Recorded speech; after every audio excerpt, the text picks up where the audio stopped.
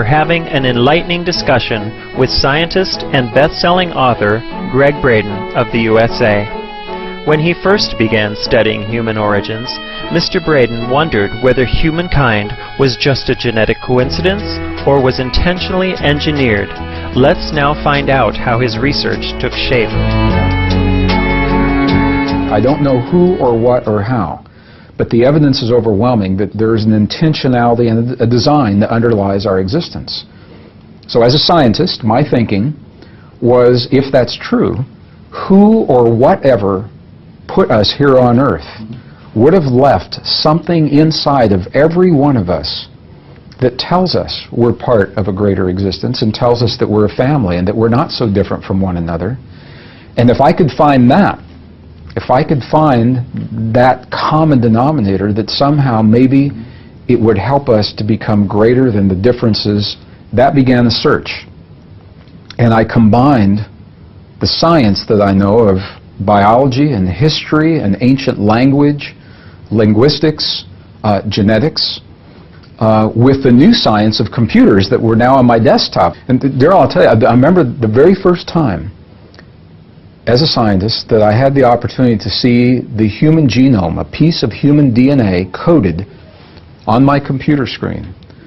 And all the CTAG, it all rolled down through the screen. And my brain looked at that.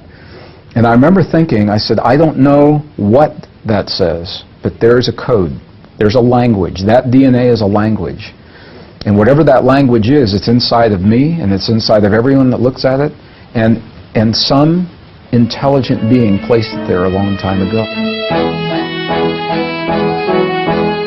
Using all the technology at his disposal, Mr. Braden then began searching for the message encoded in our DNA. And this led to a research project using computers, the best science of today, and some of those ancient texts. And the bottom line is that what we discovered is every single ancient language, the letters of the language link to very precise numbers that have never changed. So whether we're talking about the Arabic language or the Hebrew language, or if we're talking about cuneiform and Sanskrit, what are called the ancient core or the ancient root languages, there's a mysterious number that's always been linked to those letters, and nobody knows where the numbers came from. That was interesting to me.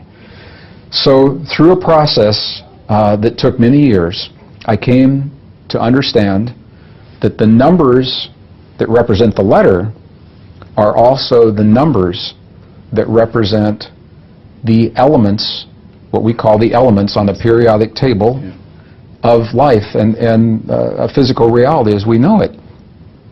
So in other words, it is if the ancients, they didn't know about the periodic table of elements the way we do today, but they knew about the numbers that were represented. And when we make the connections between the letters of the ancient alphabets, the numbers they represent, those numbers, if we look at them on the periodic table, they happen to be precisely the elements that make the DNA in our bodies. Now, we have the ability to take the sequences of DNA in a cell and through those numbers link them to the letters in ancient alphabets. And lo and behold, the letters spell words and the words have meaning. And this has led to a book that's entitled The God Code. It was released in the year 2004. What we know is that there is a message, an intentional message within the DNA of all life. The message occurs in layers, and each layer has its own code that must be understood for that layer. And I'm still working on the deeper layers. Greg Braden says the message hidden in the DNA of all living beings is that which spiritual masters have tried to convey to humanity through the ages. He now reveals what's written in the topmost layer of our genetic code. The top layer is one that we understand very well right now. The top layer in the DNA of all life literally translates into the words God eternal within the body. God eternal within the body. We don't know who put that message there. We don't know exactly why it's there. But I can tell you that all I did was I followed the instructions in a series of ancient texts, following those languages, and I married that with the science of today, and this is what we found.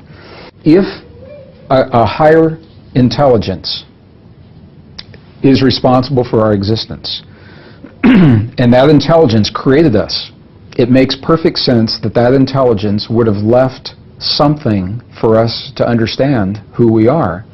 And if they left it in a temple or a text that could be destroyed and disappear over time, it wouldn't make sense. It makes perfect sense that that higher intelligence would have left the message encoded into the creation itself. And as long as the creation exists, the message is intact.